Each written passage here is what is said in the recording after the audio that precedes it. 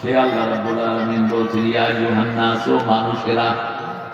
আরেকটা সূরার ভিতরে আল্লাহ অ্যাড্রেস করেছেন সূরা আসর, ওয়াল আসর ইন্নাল ইনসানা লাফি নাস, ইনসান নাসিয়ন থেকে নাস, যারা নিজের অজান্তে ভুলে যায়,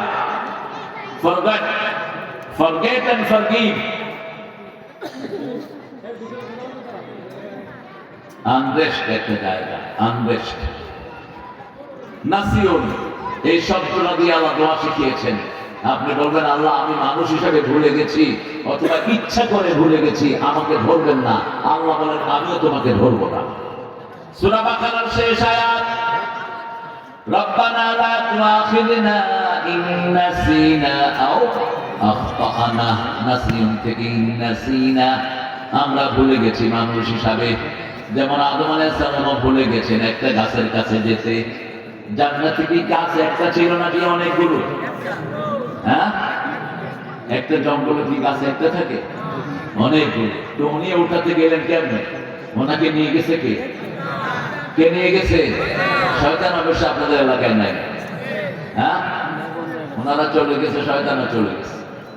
যশোরে এত বড় বিল্ডিং আপনারা কেমনে পোয়া দিলেন? আমি দেখলাম একটা বিল্ডিং কত তলায়,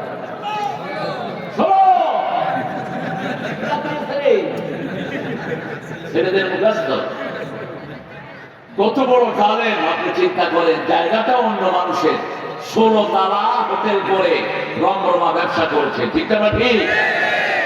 আর যখন আল্লাহ বললেন দেশ ছাড়ো চোরেরা, দেশ ছাড়ো,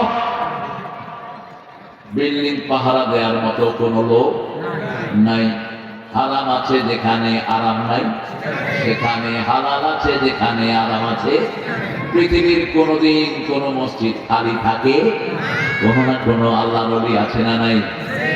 মসজিদ গুলোতে গেলেই শান্তি আর শান্তি, আর অবৈধ পয়সার স্থাপনায় গেলে অশান্তি আর অশান্তি।